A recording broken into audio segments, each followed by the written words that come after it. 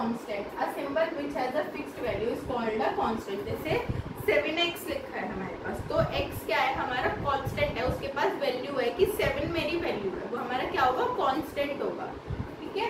ऐसे ही variables, if the value of a b are not fixed they verify are called variables. लेकिन ऐसे ही अगर मेरे पास x प्लस एक्स लिखा हो तो कोई आगे डिजिट नहीं है, तो वो हमारा क्या होता है वेरिएबल होता है, ठीक है।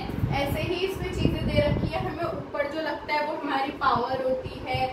एल्जेब्रिक एक्सप्रेशन क्या होता है, जब हमारे सब चीजें मिक्स होती है, वेरिएबल भी, कॉन्स्टेंट्स भी, और हमारे जो ऑपरेशंस उनमें लगते हैं प्लस माइनस डिवाइड मल्टीप्लाई, वो भी साथ में एक एक्सप्रेशन की फॉर्म में लिखा होता है, मतलब ऐसे लिखा होता है, तो उसको हम क्या बोलते हैं एल्जेब्रिक एक्सप्रेशन।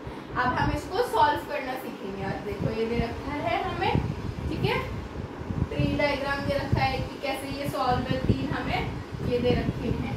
देखो कोफिशिएंट क्या होता है, न्यूमेरिकल रूल कोफिशिएंट, मतलब x 4x की पावर 2, तो 4 क्या है हमारा कोफिशिएंट है। चलो देखते हैं आगे अपनी एक्सरसाइज पे आते हैं। लाइक अनलाइक टर्म्स, y वाली लाइक टर्म्स, yx वाली अनलाइक टर्म्स, ऐसे।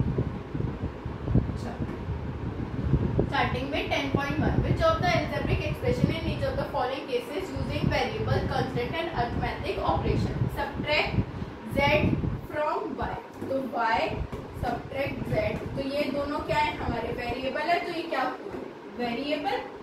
ऐसे ही आपने जो उसने बोला है वो लिखो और फाइंड करो कौन सा वेरिएबल है, कौन सा कोफिशिएंट है, कौन सा algebraic expression है, हो जाएगा। नेक्स्ट देखते हैं सेकंड पर, two identify the terms and their factor in the following expression, show the term and factor by tree diagram. Identify करना है, तो हमारे पास क्या है x माइनस 3, ट्री डायग्राम बनाएंगे तो क्या आ जाएगा, एक x है और एक 3 है, ये हमारा ट्री डायग्राम है, ठीक। ऐसे ही y की पावर 3 है, लेकिन तो y, तो उसकी पावर हम खोल देंगे, simple. Identify the term and factor in each of the following given below, term और फैक्टर बताना है हमें कौन सा है। तो 4 तो कोफिशिएंट है, x हमारी क्या हुई फैक्टर हुआ है ना, और टर्म क्या हुआ खाली 5, क्योंकि उसके आगे कुछ भी नहीं लग रहा है, तो वो हमारी टर्म हो गई।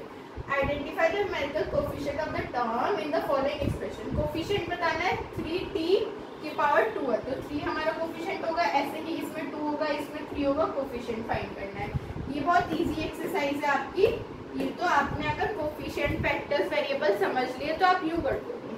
चलो next, identify the terms which contain x and give coefficient of x। ऐसी एक टर्म आइडेंटिफाई करनी है और उसका कोफिशिएंट बताना है x का, ठीक है। तो देखो x का कोफिशिएंट 7 दे रखा है, ये रही हमारी टर्म, बस यही बताना था इसमें। ये सेम सेकंड पार्ट सेम है, आप खुद करोगे। Classify into monomial, binomial and trinomial. अब देखो बेटा क्या होता है मोनोमियल, बायोमियल और ट्रायोमियल। जब हमारी जो वेरिएबल्स होते हैं ना वो एक होता है, तो सिंगल वाला हमारा क्या होता है मोनोमियल। बायोमियल जब डबल होते हैं मतलब 2 होते हैं, ट्रायोमियल जब 3 होते हैं, ठीक। तो अब इसमें 2 है y और z, तो ये क्या होगा बायोमियल। अब इसमें x y 2 है, यहाँ पे दे रखा है x y साथ में, इसमें भी 2 है, तो क्या होगा बायोमियल। जिसमें 3 हो वो ट्रायोमियल, ठीक है। जिसमें 4 हो, जिसमें जैसे इसमें z है इसमें भी z है, तो एक ही है, मतलब और कोई वेरिएबल नहीं है ना, सिर्फ ये ही है, तो ये मोनोमियल। ऐसे ही बताना है। अब ये बताना है लाइक और अनलाइक कौन सी है, तो ये दोनों लाइक है, सेम है क्योंकि टर्म है, लाइक है। ये दोनों अनलाइक है क्योंकि x और y अलग अलग है। इसमें सिर्फ वेरिएबल देखना होता है, आगे की टर्म नहीं देखनी होती है। इसमें आप लाइक टर्म्स वो आइडेंटिफाई करोगे या खुद से करोगे।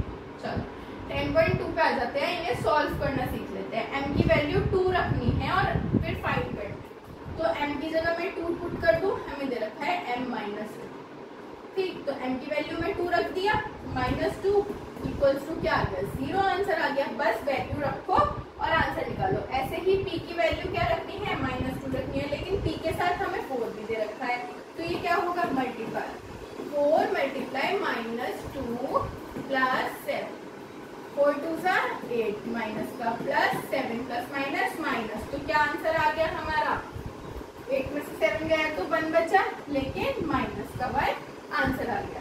ऐसे ही इसमें x की वैल्यू -1 रखनी है, रख दोगे आंसर आ जाएगा। नेक्स्ट, इफ a is 2 और b is -2, अब दे रखी है a का स्क्वायर प्लस b का स्क्वायर, दोनों के स्क्वायर सेम है तो हम नहीं खोलेंगे। a की वैल्यू 2, b की वैल्यू -2 प्लस -2, ऊपर पावर, जब पावर सेम होती है ना और बीच में ऐड का साइन होता है तो हम पावर से पावर कैंसिल भी कर देते हैं।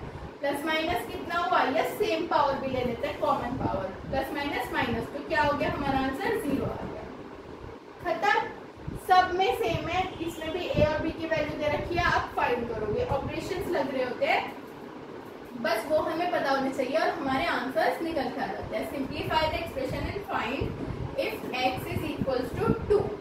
ठीक है, अब इसमें x किसके इक्वल है, 2 के इक्वल है, तो मैं 2 + 7 + 4 x की जगह 2 - 5, तो 2 - 5 कर लेंगे हम पहले और बाहर वाली चीजें खोल लेंगे।